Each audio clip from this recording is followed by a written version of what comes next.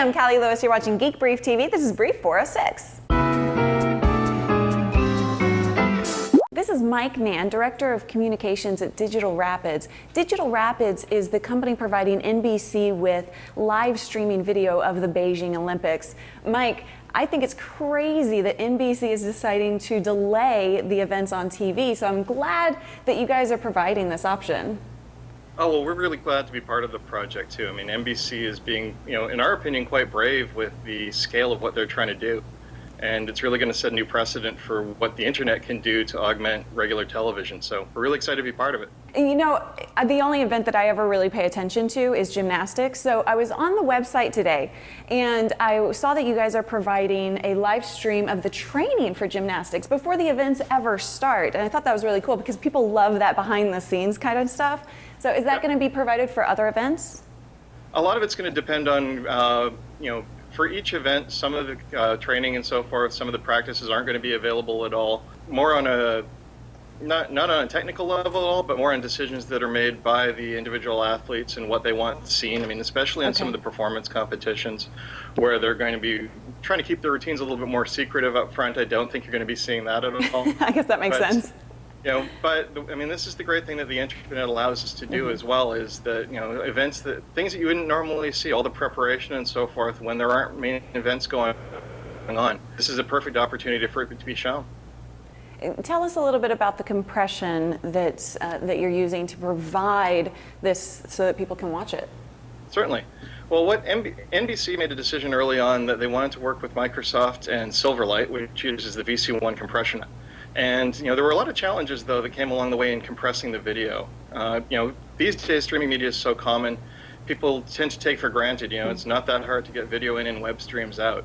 But what NBC is trying to do with all the simultaneous channels and some of the constraints that come with broadcasting from the Olympics made that a lot more challenging than you might think.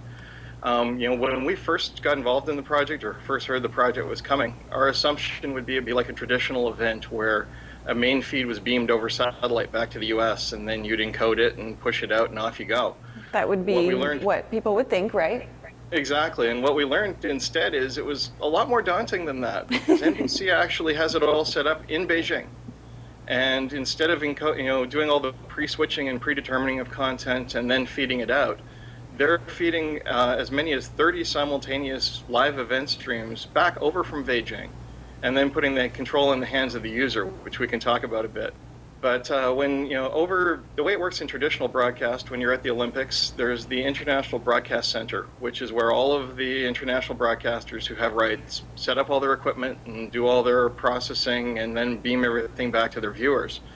And because it's a shared environment, it puts a lot of constraints on the space, on the power, they even restrict heat dissipation that you can come off your computers.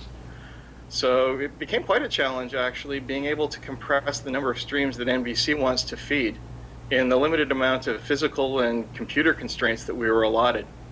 So a lot of challenges there. And how long did it take you to go through that process of figuring out how to overcome all of these challenges? Well, we started, we officially got the project back in February. And we've been working on it, and with a relatively short time frame, in that NBC wanted a lot of time to do testing and everything else. But, we spent quite a few months actually refining the process. I mean, getting the core done and just making it work was one thing. Yeah. But for a broadcaster like NBC, they want to protect their brand, and that means maintaining the highest visual quality possible at all times. And that's something, so refining that, doing all the QA cycles and everything, there were months of work involved in that. And is there a possibility that things will go wrong, that, there are too many people watching the stream? Well, that's something that's a little bit outside of our scope. I mean, what we're doing, just to give you some background as well, we have systems over there that can take upwards of 100 discrete live signals. So these could be live signals from, there aren't 100 different events, but different events, different camera angles of the same event and so forth. We're taking each of them and encoding it into 3 different sizes and bit rates of stream.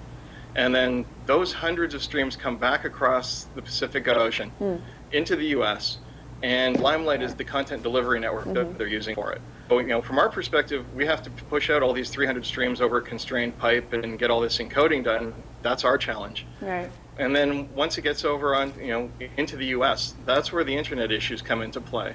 And certainly there are always going to be the possibility of risks and challenges related to that delivery.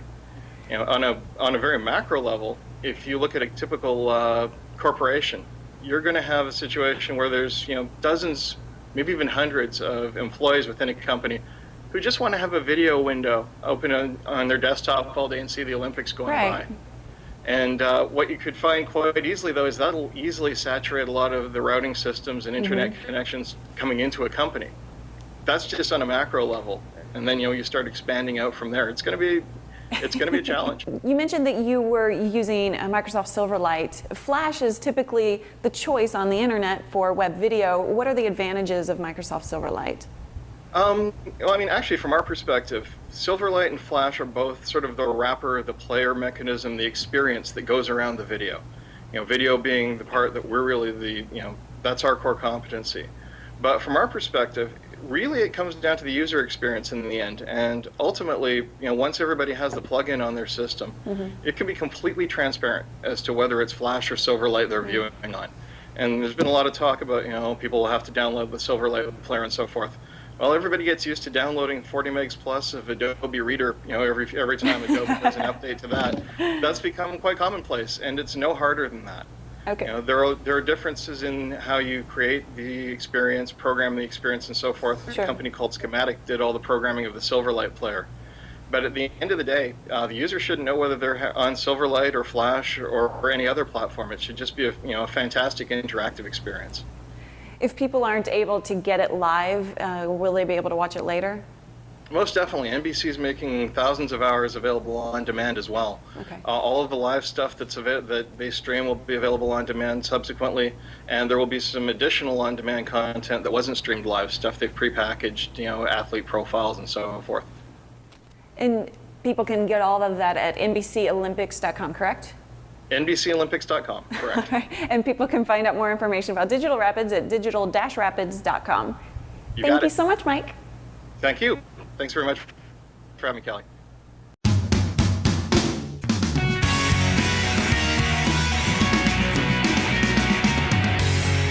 Hey, I'm Callie Lewis. You're watching Geek Brief TV. This is Brief 406. Cut. What? Take two. What did I do? Action.